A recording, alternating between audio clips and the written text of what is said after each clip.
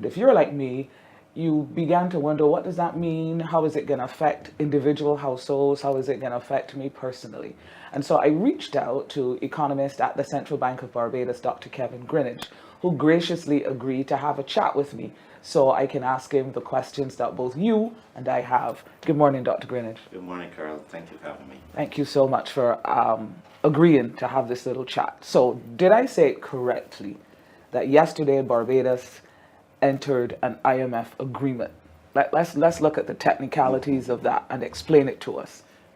I'm happy you asked it that way, because what happened yesterday is that the IMF approved the Barbados Economic Recovery and Transmission Program. Mm-hmm. So the difference, it's not an IMF program, it's a Barbados program that was conceived, designed, and being implemented by Barbados. But what happened yesterday is that the executive board of the IMF looked at the program, reviewed the program, and endorsed it as saying, we will support this program. Mm-hmm. And of course, that support comes in a number of ways, but is perhaps one of the most important ones. And I will mention, first of all, the support came with external financing, some funds that will go to show our reserves, close to 300 million. You see the numbers, 291 million US, 582 million Barbados. So first, that is the support over the 4 years. It's a 4-year program because our Barbados Economic Recovery Program is a 4-year program. Is it a loan? Do we have to pay it back? It is a loan, but not at the interest rates you'll find on the market. Interest rate close to 1%. I don't remember the exact rate, but it's usually very close to like 1%, because the idea is not to add to debt problems. Okay, so we're saying, one, you get this external support, and the first, with yesterday's approval, we have access to immediately by tomorrow into the government account at the Central Bank of Barbados, 49 million US, okay. 100 million Barbados. And then over the 4 years, seven other disbursements, about $50 million each. That's the first part. The second part is that it comes with this, the fact that IMF endorsed your program is like a stamp of approval. A vote of confidence. A vote of confidence, yes. The international community, that Barbados is serious about what it's doing. This program is coherent, it hangs together, and it can deliver what it is expected to deliver, which the idea is to bring Barbados out of the economic recession and problems we have. We can talk about those problems, into a place where we are growing into the future, and the growth is inclusive and bring everyone on board. So now, and I forgive me, let me tell you in advance, I may be interrupting you quite often, just trying to get a grasp of it. Sounds almost too good to be true. Almost $500 million, Barbados, in cash, at an extremely, almost negligible interest rate. And then in my world, the first thing I ask is, but what are the conditions? If it sounds too good to be true, there may be some very stringent conditions. Let's look at the conditions. Okay, let's look at the conditions, but I had to add one last part. Go ahead. Besides the funds, it also brings what we call a catalytic role. It means that the IMF contributes through the money it took, almost $500 million, but immediately upon signing, other international donors, IDB and CDB, they've already pledged close to $1 billion Barbados dollars to support the Barbados Economic Recovery and Transmission Program. Sorry, that's a mouthful, so let's call it BERT. Yeah. So support our BERT program. So that catalytic role, the fact that we signed with IMF is an endorsement not only for our international development partners, but also even regional institutional investors, etc., who will come and say, well, look, Barbados is serious.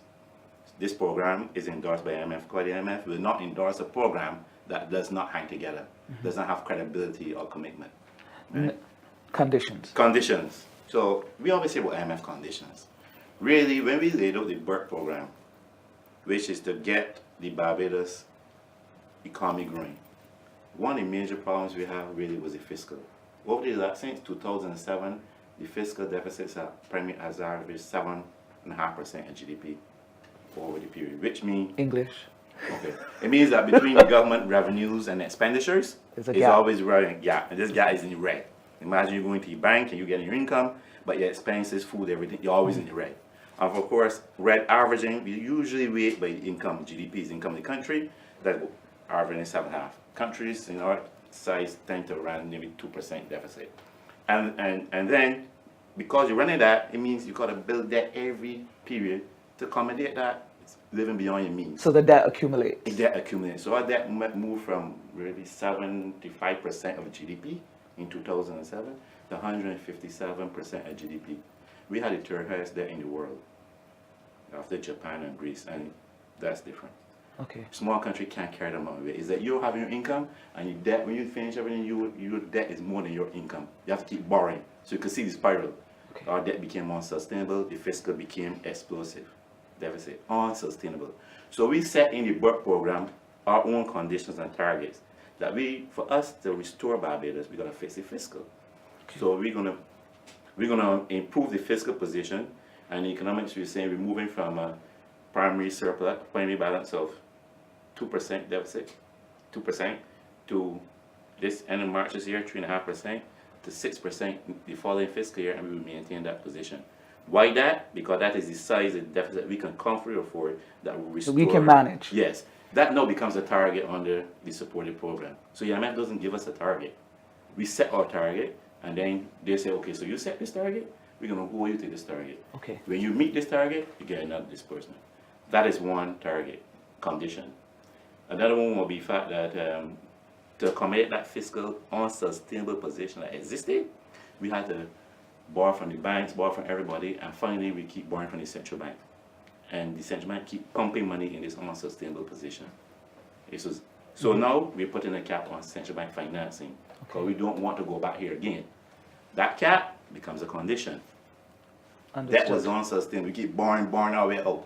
So we say we have to restore our debt to a stable position, and international standards that's 60% of GDP. We give ourselves to 2033. So this upper ceiling that would dictate what we do above, yes, becomes another condition. So the conditions naturally follow of the work program that we've designed for ourselves. Let's look at the timeliness of entering into this arrangement. Is now the best time?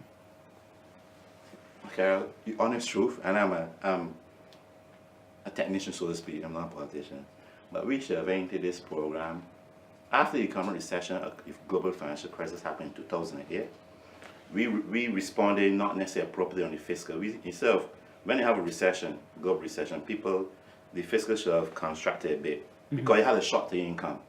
As a normal household, you get a shock. You kind of ease off the extra spools, right? The luxuries. But that didn't happen on the fiscal. We keep doing the luxuries as you speak. Okay. And so that was an appropriate policy to have. And then we keep widening that inappropriateness of a policy, right? So by the time the debt start, as the indicator, start rising, another thing you mentioned, Carol, the result of all this rising debt, unsustainable fiscal position, is that we started running to reserves. Okay. So our reserves went from close to maybe 2 billion in 2007 to 400 million, roughly, at the end of 2017. In terms of what you can buy, our reserves were probably 15 weeks of imports, roughly. At the end of 2017, we had enough to buy 5 weeks of import. Now, I'm going to stop you here again. But why should that matter to me? I mean, all during the election, every time there's a budget, all during the year, you're listening to news, dealing with financial matters, you hear all about these foreign reserves.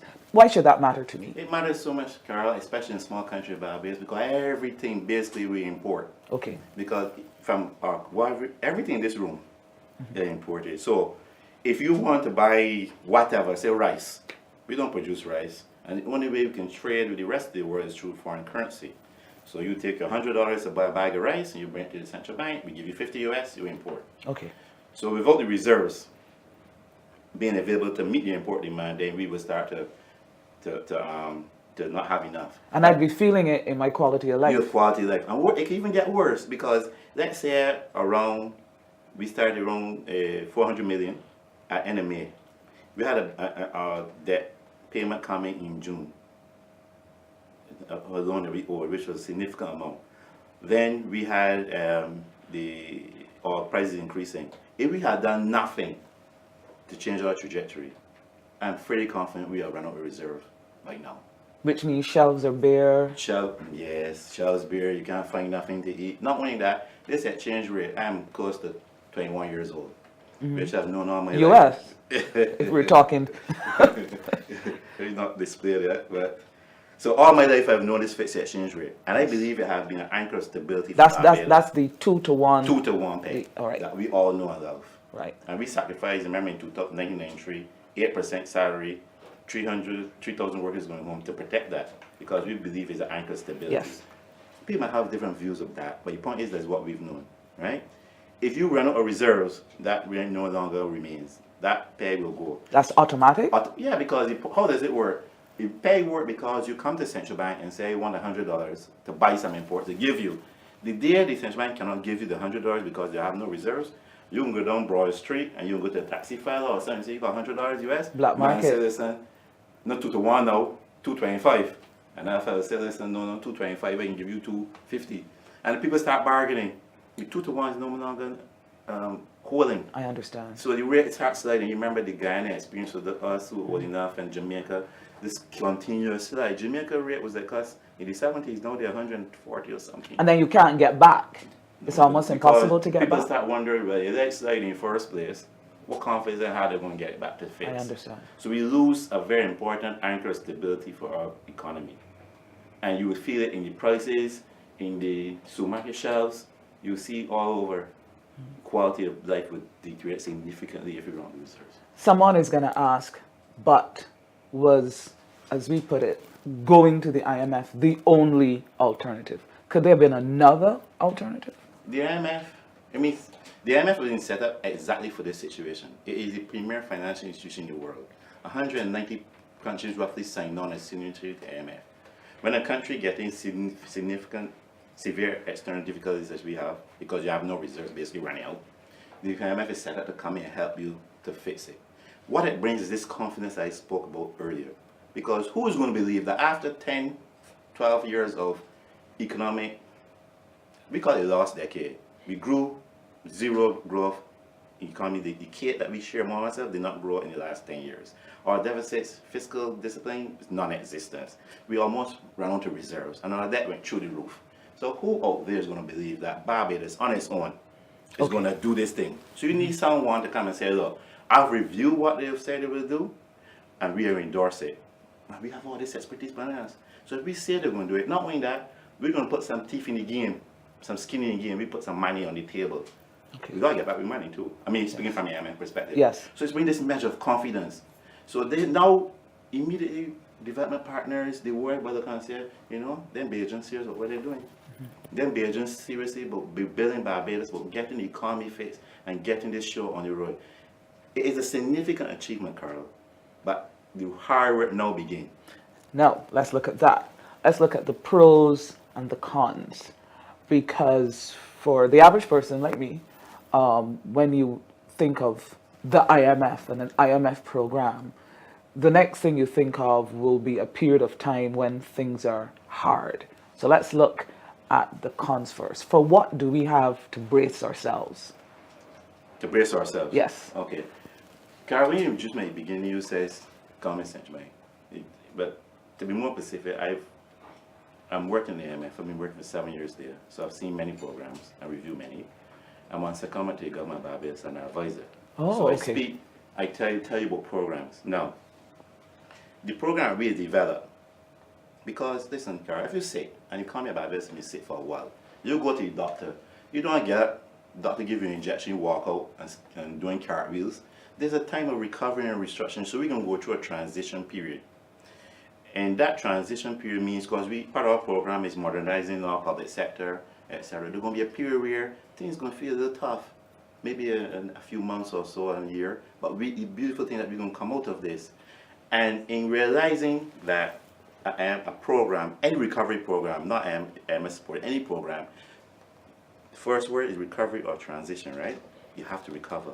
Okay. So when the Barbados team started on this progress, they passed a mini budget, which included an increase in wages, because public servants had the wages for a long time, an increase in pensions to help people. And you remember the Prime Minister said, if you want people to go on a marathon, you got to feed them some breakfast. And so these little measures were put in to strengthen its social safety net. And even during this program, because there may be some displacement of workers that restructure and modernize the public sector, they're putting things in place, like for example, we're going to have a mitigation office in on the direct leadership Prime Minister to look and make sure every person is taken care of.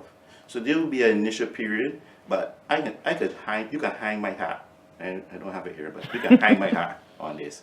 Within 3 years, Carol, 2 to 3 years, you can't recognize Barbados. One, the economy will be growing. When the economy is growing, because investors are coming here, but the Ross University, Sanders is going to build something, the private sector is going to start to invest, opportunities for growth can exist across Barbados, where people can be able to move themselves along. The government also, part of the restructuring process, have this enfranchisement program which will help people to own their own business and move forward. Barbados is going to be transformed. The infrastructure deficit that we had over the last, what I mean by that, go back to the problems. We have high rising debt, unsustainable fiscal, etc. means that money earned from revenues and taxes will go into service a lot of debt, which means you could not sustain the infrastructure. So you see a deterioration in the road quality and the insurance system, all this, because they don't have money to pay it. Not necessarily because anybody wanted to deteriorate. Those things will be fixed as the economy starts to grow. So Barbados, we were once recognized, and I'm Bajan, as the leaders in the Caribbean on economic management and fiscal discipline. Okay. We will get back there, where we will once again continue to lead the region. You can come, let's talk about this in 3 years, 2.5 to 3 years, and you will see. You can tell me if I'm wrong. Right, so the negative, if we can use that word, will be the period of the belt tightening and the adjustment and readjustment. But the positive is the transformation of Barbados. And I won't even say a negative, Carl, because the truth is, as a Bajan, we have a lot to be proud of. We have people who are committed. We have now, I'm not politics, but when our Prime Minister first called Madame Lagarde, the mine director at IMF, and this is, the IMF deals with many countries, and the level of commitment that Madame Lagarde and IMF saw in the leader of Barbados and the seriousness, because government only came to power just, this is not being political, just came to power, reality, right? They halted the debt because we were around reserves if you had paid that June bill on the debt, so you had to stop. When she made the call, the level of commitment that was expressed, immediately the IMF sent a team here within a few days, almost unheard of. I worked there, I know it takes time to prepare, but the team was on the ground. And negotiations began. And then when we signed here yesterday, that is less than 2.5 to 3 months. This is an amazing speed of negotiation. How so? What's the average time? Jamaica last new program took 1.5 years. To get to yesterday's point? Yes, okay. 1.5 years. Yeah. There's no other program in the region that was negotiated faster than this. And as far as my knowledge, I can think may be corrected, being an IMF employee, this is normally it takes about 6 to 8 months, 9 months on average. When countries are already prepared. But here's the thing, because we were led from the top, the level, I remember the Prime Minister saying to the team, whatever the IMF want, put it out there, and we ain't got nothing to hide. Everybody know this is an era of transparency. We ain't hiding in them. Everybody must know what is the true position. We uncover what the arrears were, the $1.9 billion in arrears. This is reality, it's not political, yeah? Okay. You have to know what the true arrears were, what the true debt levels were, what it really costs to run the public sector. Put it all out there. So when an IMF team, I've been on teams, you come now, you sit down, you start to negotiate with government, and you feel the level of transparency coming your way. You don't have time, you don't have to worry and doubt. The numbers checking out, story and numbers matching. So we as a people have a lot to be proud of, but we have negotiated probably one of the fastest programs in modern history. Now, if I am a public servant, if I am a holder of government paper, if I am a small business owner, entrepreneur, I'm already giving up interest on the bonds. If I'm a public servant, I'm a little wary and a little scared. For quite a number of people, they're already paying increased taxes, and they ask themselves, well, how much more we could take? What would your response be? Well, let me do it at a blanket level first, and then we can break it down. Yeah. For us, we gotta recognize where we are and how we got here. We were almost out of reserves, from $1 billion, $2 billion to 400. Our fiscal was totally unsustainable. We have a unique position where we started to push things into the SOEs, state-owned enterprises, and that balloon fiscal. The debt was the highest in the world. We can't carry that level of debt. And we had no growth. The economy between 1993 and 2007 grew from 4.5 billion to 9.5 billion. Between 2007 and now, it remained at 9.5, basically. So we haven't had any wealth growth. The world has passed us. We were in a very difficult economic storm about the thing. Now, you can't get out of there literally without some pain. Agreed. So the truth is that all of us as Barbadians are sacrificing, and it's good. This is the kind of method which we're made of. You know, we tighten our belts when we need to do it. We did it in 1993, but this again.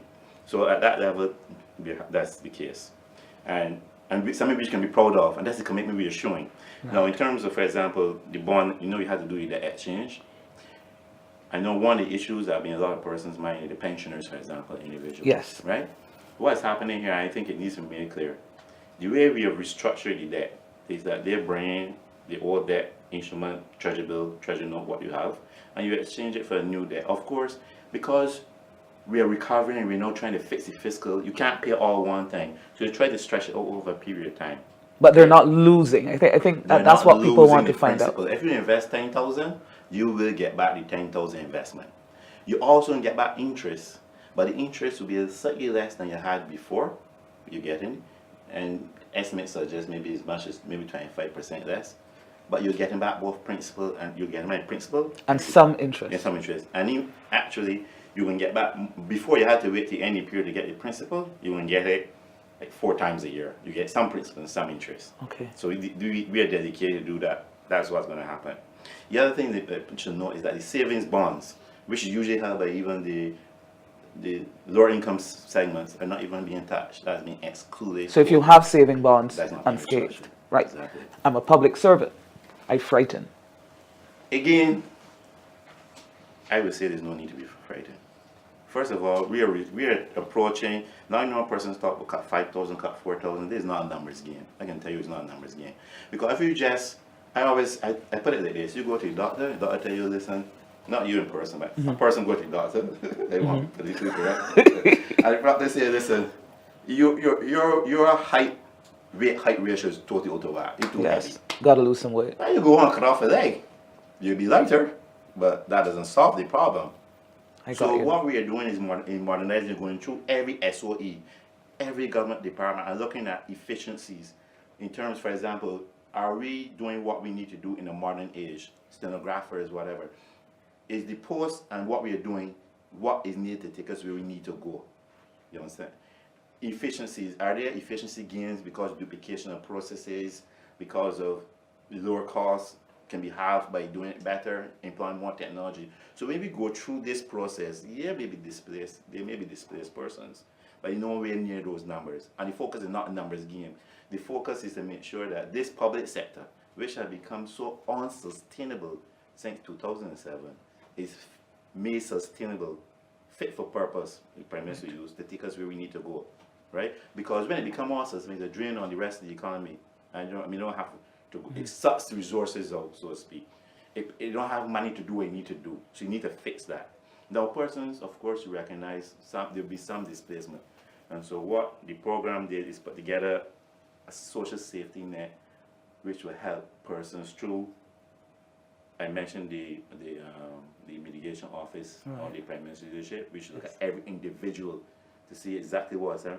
But then there are plans where you try to compensate persons through some form. They may be offering opportunities for persons to set up their own business through enfranchisement. One can imagine, for example, the transport board, there may be a case where persons can own some equipment and provide service back to government.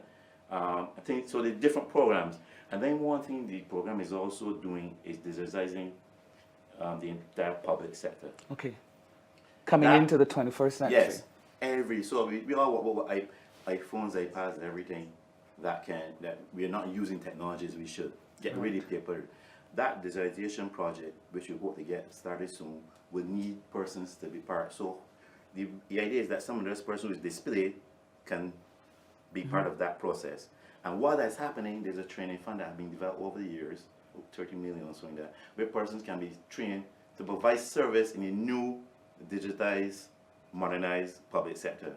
medical transcriptions, medical coding, that sort of services, training. So, in a nutshell, you will be improving the way the public sector performs and offers services to the public. Exactly, Carol. Yes. Okay. And those persons who fear, even if you are one of the persons with this list, it will be taken care of, either because you'll be able to provide service back to the government, and even through the government procurement laws, we're looking at ways where, for example, if you were one of those persons, you get priority access to providing a service to government. Okay. Particularly if the service is being, you have to build something in your area.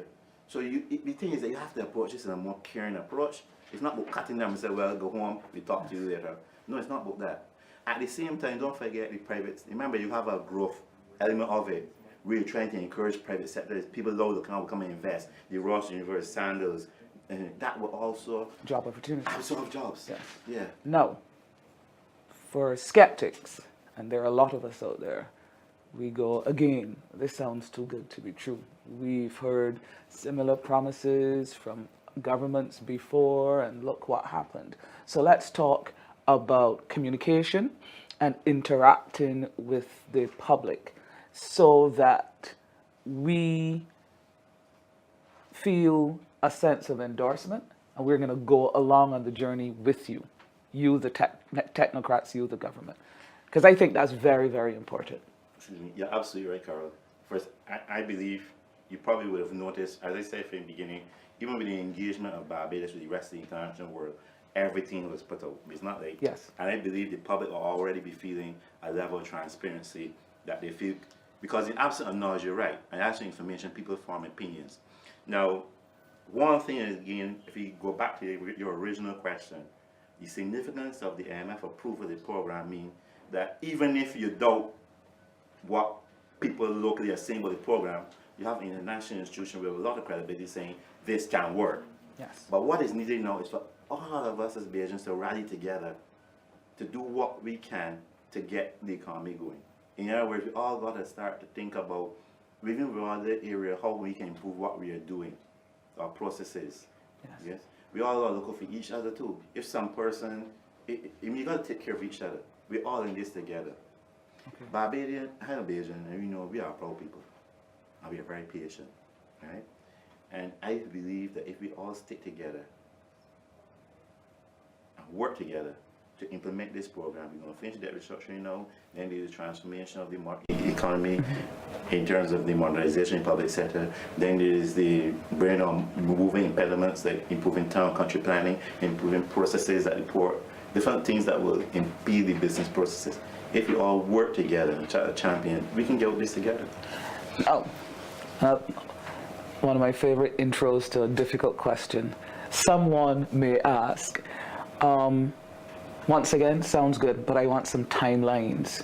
I want you to tell me, if you can, when am I going to begin to see these things, both the belt tightening measures, but also the transformative aspects as well. Yes. Let's talk timelines. Well, timelines. The debt restructuring should be, we made an offer to the domestic creditors, and you saw, we just talked about that. That will come to the conclusion on the domestic side pretty soon. We deal with the external. We already started along that to look at the process within each public institution. They're going through that processes. And that we have, and I should mention, the uniqueness of this program is that the actual modernization of the public sector were guided by the public involvement through the online survey. Yes. And then under the umbrella of the social partnership through the different. So this is not any expert coming and writing a paper and saying, well, you need to do this, do that. Or just the politicians or just the technocrats. No, this was built up from the ground. How should we go about modernizing? Yes. And now we're working within the individual institutions to examine the process within there, come up with something. It's not an easy process, but that was what we were doing. We have, by the end of March, you should see significant improvements in many of the institutions. Then there's 15 of them we found to do that. Then there are another 20 or so that will do heavy lifting, require heavy lifting. We will deal with them in the next fiscal year. I believe by this same time next year, Carl, when we come back here, we'll be talking about the positives. But there's still positives to talk about already, Our reserves have started to climb. I think the last number I saw was 512. This will IMF inflows. So the confidence is starting to come back. This included the funds coming for Ross University. And we see it started climbing. It went down to 400, then it started. So we already seeing a rebound in confidence. All right. We know we started to do some critical stuff in terms of the publics, the infrastructure. With this funds coming in now, which will go to support the reserves, more confidence will be instilled in investors, money will come in. But then we got a development partner that mentioned close to $1 billion. That will free up some space that we can do what we need to do. One thing we need to do, Carl, for example, you see happening very soon, the arrears that we accumulated, the 1.9 billion over the period that was all over the place, we've consolidated those and developed a plan to pay them over the 4 years. So immediately, people, VAT refunds and taxes, all kind of things, there's a plan to pay those arrears. That going to put money into the pockets of people and in businesses, which will now go into the economy, get things going. Begin revolving. Yeah, and yes. That's immediately now. The ones we have in the funds, there's a plan to pay that. And that is a target under our program where we're saying we will not accumulate any more arrears, but we're going to clear off our arrears within a 4-year period. Now, this is more of a comment that will lead into a question. I find that lots of times we have a tendency to look on in awe and admiration at the endeavors of people who are not Barbadian. And we go, they're really bright. I mean, how innovative and how forward-thinking. But I must tell you that one of the things that has struck me is the innovation and ability of our local team. Not the politicians, but the local team. You've done a good job. Thank you. The team has done an amazing job. First of all, even for myself, I came back to help my country because I'm a Bajan. I love Barbados. And I must give credit to IMF first because they allow me to take leave to come and help my country. Secondly, the Prime Minister is a great leader. I mean, I'm not a politician. In other words, that she tried to choose people who will come and help develop this program, help lead and help develop the program. But we know we have had a very over the years build our human capital because we don't have no natural resources like Guyana and Jamaica and Trinidad. All we have is our people. And what you're seeing now is the result of building our human resources over time and our people. We are creative, we are committed, but in addition to that, it comes because I've been to countries where if you don't have the commitment from the head, sometimes even though at the technical craft level, and even at the ministerial level, you may get somebody. The speed at which you can execute and implement really is a function of the leadership. And we have good leadership in Barbados, not only through the Prime Minister, Milmontley, but through the entire cabinet. People are dedicated to getting this thing done, which gives us, the technocrats, the ability now to go ahead and creative ideas and try something. Very innovative. The online survey, for example, I don't think I know of a country who have done an online survey to come up with a plan to modernize. Usually, you talk to the Minister of Finance and someone will tell you, oh yeah, we're going to cut 4,000 or 5,000, and we cut. And then because we didn't do it in a plan that fixed the underlying problems, we get back where we were. Where you were. All right. 2 quick questions as we wrap. Who is Kevin Greenidge? I thought we figured out. Who is Kevin Greenidge? I mean, in the last month, the name has popped up in the news, and you know, as Bajans, you're like, who's Kevin Greenidge? We went to school. Where are you from? Who's Kevin Greenidge? I raised up basically in Black Rock, Deacons Road, from Hearst. Went to school, Alien School in 1980. I've been blessed and fortunate to be able to go and do my master's, well, my UE, first degree master's and PhD in UK. And worked really hard, and again, not on my own, by mercy of God and blessings, I've been able to go off and join the IMF. And that has allowed me to gain a lot of experience working in different countries and through programs. In fact, I was in a department where I review programs, not only a program country review programs. So it allowed me, I think, God blessed me in a way that I've amassed the experience because he probably knew I needed to come back. And in fact, at the IMF, it's probably one of the greatest achievements you can have is if you come back to help your own country. Your country. Help a lot of countries. So for me, I'm humble and it's a privilege if I can contribute anywhere. one thing I try to do is be straight up, be frank, that we're having a conversation, and not political. I tell you as it is. Sixth time you were telling me that, though. You have to have another interview another time. And finally, my understanding is that Barbados came up with a plan to help itself out of its program. Exactly. Presented the plan to the board of the IMF. They've signed on approving it, and with that comes a whole number of things. We are going to go through a period of, I don't want to say austerity, but yeah, let's say austerity, but it is on a path to prosperity. Is that it in a nutshell? I can say any better, Carl. Okay. That's it in a nutshell. So, I wouldn't use the word prosperity, but... And what would you put, interesting, what would you put instead of prosperity? There will be a moment of difficult times. The road is not going to be smooth. And for the Barbados Green, there will be 1 or 2 potholes we will hit. Yes. But we're committed to getting over them, and we will do it as a people together. Okay. Yeah. It's just word austerity, people start to think, because it's been used in the past associated with hardship. Yes. No. This is being done in a caring and a compassionate way. And if we all stick together and work together, we will get over this period very soon. All right, I'm holding you to that. I want to thank you very, very much for having this chat with us, and hopefully clarifying a number of the gray areas that I think a lot of us had, and and I really hope that I asked the questions that you would have wanted to ask. Thank you very much for joining us.